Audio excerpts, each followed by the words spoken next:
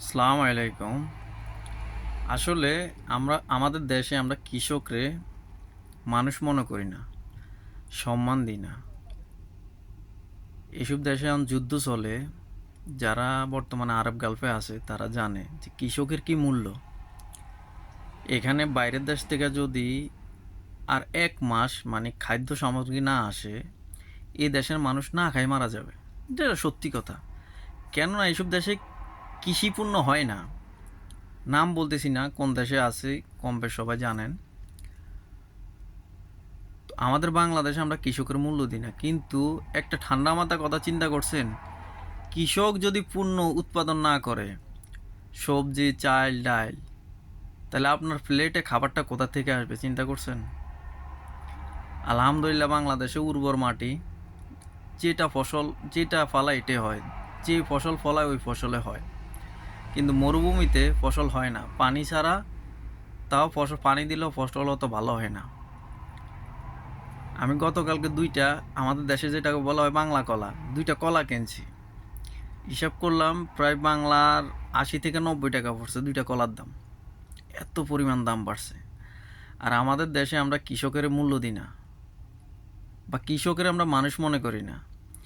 কৃষক, আমার মনে হয় এখন দুনিয়াতে প্রকৃত এবং আসল মানুষ থাকলে একমাত্র কৃষক আছে। কৃষক যদি ফসল না ফলায়, আপনার প্লেটে খাবারটা কোথা থেকে আসবে? বাংলাদেশের সরকার কি পারব? ওই ওই ক্ষমতা আছে বাংলাদেশের সরকারের যে বাইরের থেকে খাবার ইম্পোর্ট করে আইনা আপনাদেরকে খাওয়াই লালন পালন করবে? নাই। কিন্তু আমাদের দেশে এমপি বলেন, মন্ত্রী বলেন, মেম্বার বলেন, চেয়ারম্যান বলেন, কৃষকের জন্য যে বরাদ্দটা হয় ওইটা কৃষকের হাত পর্যন্ত যায় পৌঁছায় না। আমার এখন মনে হয় কি কৃষকেরটা সবার আগে দেওয়া দরকার। আপনার দেশে যদি কৃষক বাঁচে, তাহলে সরকার বাঁচবো, সাধারণ জনগণ বাঁচবো। আর যদি কৃষক না বাঁচে, তো সাধারণ মানুষও বাঁচবো না, সরকারও বাঁচবো না। যুদ্ধ দুর্ভিক্ষ যখন লাগে তখন বোঝা যায় যে কৃষকের কত মূল্য, কত দাম। এটাই বাস্তবতা। আলহামদুলিল্লাহ আমাদের দেশের মাটি উর্বর মাটি, যে ফসল ফলায় ওই ফসলে হয়। আমাদের দেশে যদি 6 মাস না 1 বছর যুদ্ধ লাগে, তারপরও মানুষ না খাই মরবো না। মানুষ কৃষিকাজ কইরা অন্তত ধান চাল আলু গম, যেটা জরুরীয় পণ্য, ওইটা উৎপাদন করে মানুষ খাইতে পারবো, বাঁচতে পারবো।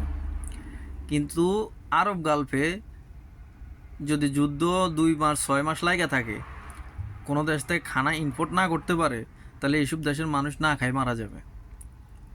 এমন অবস্থা, এত দুর্ভিক্ষ লেগে যাবে এসব দেশে। আপনার ব্যাংক ভর্তি টাকা, যদি আপনি মালে না আনতে পারেন তো টাকা দিয়ে কী হবে?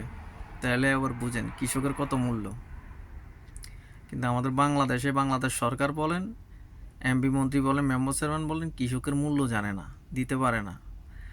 আমার মনে হয় কি কৃষি খাতে বরাদ্দটা বেশি করা দরকার, কৃষককে বেশি করে মূল্য দেওয়া দরকার।